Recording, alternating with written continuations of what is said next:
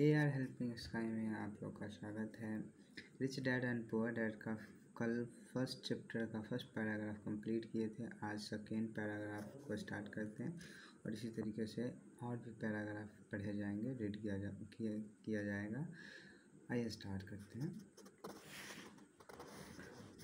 उदाहरण के तौर पर एक डैडी कहते थे, पैसे का मोह ही सभी बुराइयों की जड़ है, जबकि दूसरे डैडी कहा करते थे, पैसे की कमी ही सभी बुराइयों की जड़ है। जब मैं छोटा था तो मुझे दोनों डैडियों की अलग अलग सलाहों से दिक्कत होती थी। एक अच्छा बच्चा होने के नाते मैं दोनों की बातें सुनना चाहता था।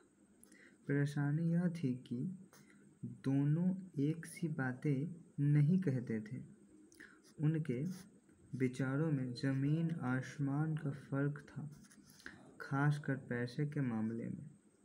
मैं काफ़ी लंबे समय तक यह सोचा करता कि उनमें से किसने क्या कहा, क्यों कहा और उसका परिणाम क्या होगा। मेरा बहुत सा समय सोच विचार में ही गुजर जाता था। मैं खुद से बार बार इस तरीके से सवाल पूछा करता, उन्होंने ऐसा क्यों कहा, और फिर दूसरे डैडी की कही हुई बातों के बारे में भी इसी तरीके सवाल पूछता। काश मैं यह बोल सकता, हाँ वे बिल्कुल सही हैं, मैं उनकी बातों से पूरी तरह सहमत हूँ, या यह कहकर मैं सीधे उनकी बात ठुकरा सकता। बूढ़े को यह भी नहीं पता कि वह क्या कर रहा है। चूँकि दोनों ही मुझे प्यारे थे, इसलिए मुझे खुद के लिए सोचने पर मजबूर होना पड़ा। इस तरह सोचना मेरी आदत बन गई, जो आगे चलकर मेरे लिए बहुत फ़ायदेमंद साबित हुई। अगर मैं एक तरह से ही सोच पाता तो यह मेरे लिए इतना फ़ायदेमंद नहीं होता। धन दौलत का विषय स्कूल में नहीं बल्कि घर पर पढ़ाया जाता है। शायद इसीलिए अमीर लोग और ज़्यादा अमीर होते जाते हैं, जबकि गरीब और ज़्यादा गरीब होते जाते हैं, और मध्य वर्ग कर्ज में डूबा रहता है। हम में से ज़्यादातर लोग पैसे के बारे में अपने माता पिता से सीखते हैं।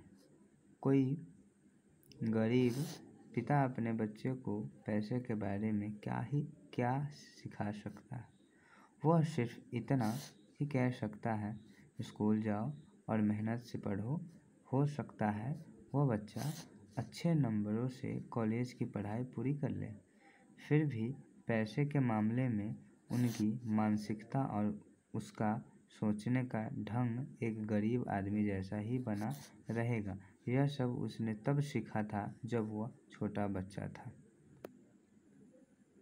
धन का विषय स्कूलों में नहीं पढ़ाया जाता। स्कूलों में शैक्षणिक और व्यावसायिक निपुणताओं पर जोर दिया जाता है, न कि धन संबंधित निपुणता पर। इससे यह साफ हो जाता है कि जिन स्मार्ट बैंकर्स, डॉक्टर्स और अकाउंटेंट्स के स्कूल में अच्छे नंबर आते हैं, वे जिंदगी भर पैसे के लिए संघर्ष क्यों करते हैं।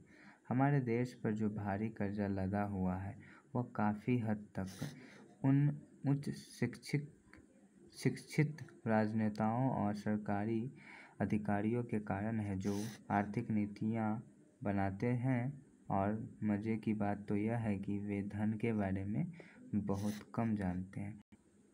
थैंक यू सो मच मेरा वीडियो देखने के लिए। ये हमारा सेकेंड पैराग्राफ ख़त्म हुआ। आने वाले सारा पैराग्राफ इसी तरीके से मैं रीडिंग करके आप लोगों के बीच लाता रहूँगा। Thank you so much.